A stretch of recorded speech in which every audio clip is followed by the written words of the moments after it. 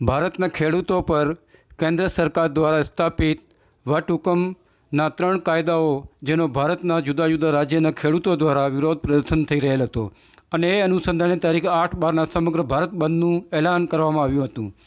કિસાન સંગઠનો દ્વારા આ ભારત બંધમાં અમુક રાજ્યોના ખેડૂતો જોડાયેલા નહોતા।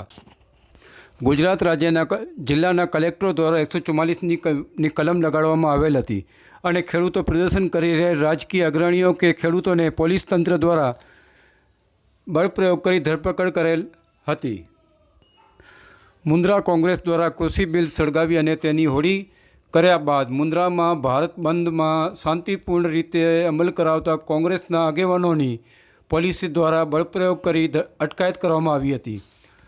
કોંગ્રેસના આગેવાનો મુકેશભાઈ ગોર મહામંત્રી મુન્દ્રા તાલુકા કોંગ્રેસ સમિતિ, નારણભાઈ ગઢવી પ્રમુખ કચ્છ જિલ્લા કોંગ્રેસ બક્ષીપંચ મોરચો, ભરતભાઈ પાતારિયા જિલ્લા કોંગ્રેસ મંત્રી, જાવેદભાઈ પઠાણ જિલ્લા કોંગ્રેસ મંત્રી, રામભાઈ ગઢવી વગેરેની અટકાયત કરી નજરકેદ કરવામાં આવેલ હતા। સરકારની તાનાશાહીને લીધે લોકશાહી નાજુક પરિસ્થિતિમાં આવી ગઈ છે એવું લોકો દ્વારા જાણવા મળ્યું હતું।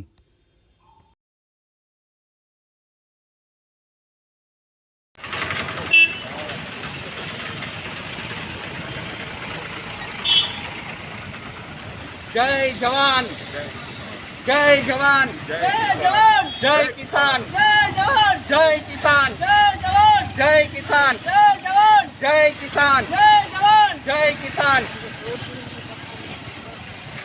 चोर जुर्म की टक्कर में संघर्ष हम करेंगे, चोर जुर्म की टक्कर में संघर्ष हम करेंगे, चोर जुर्म की टक्कर में संघर्ष हम करेंगे, चोर जुर्म की टक्कर में संघर्ष हम करेंगे, चोर जुर्म की टक्कर में संघर्ष हम करेंगे।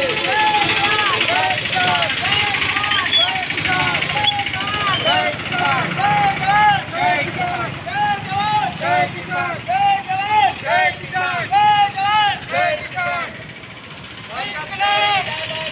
શું આજે ભારત બંધમાં મુન્દ્રા શહેરની શું પરિસ્થિતિ છે, કેટલો પ્રતિસાદ મળેલો છે?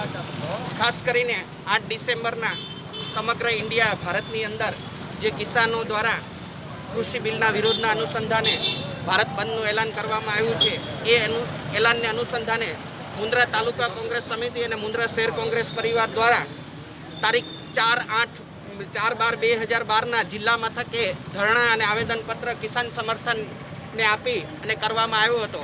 આજે પ્રદેશ સમિતિની સૂચના અને કિસાનોના સમર્થનમાં મુન્દ્રા તાલુકા કોંગ્રેસ સમિતિ દ્વારા પૂર્વ સંધ્યાએ એટલે કે તારીખ 7ના મુન્દ્રાના વેપારીઓને અપીલ કરવામાં આવી હતી। એ અપીલના અનુસંધાને વેપારી જે પણ સ્વેચ્છાએ અને સ્વયંભૂ રીતે આ કિસાનોને સાથ સહકાર અને બિલના વિરોધમાં જે કાળા કાયદા સેન્ટ્રલ ગવર્મેન્ટ લઈ આવી છે એને વખોડવા અને રાષ્ટ્રહિત માટે જે લોકો વેપારીઓએ સાથ અને સહકાર આપ્યો છે એનો અમે તહેદિલથી મુન્દ્રા તાલુકા કોંગ્રેસ સમિતિ આભાર વ્યક્ત કરે છે અને કોંગ્રેસના સંસ્કાર નથી કે બળપ્રયોગ અને બળજબરી કરવી।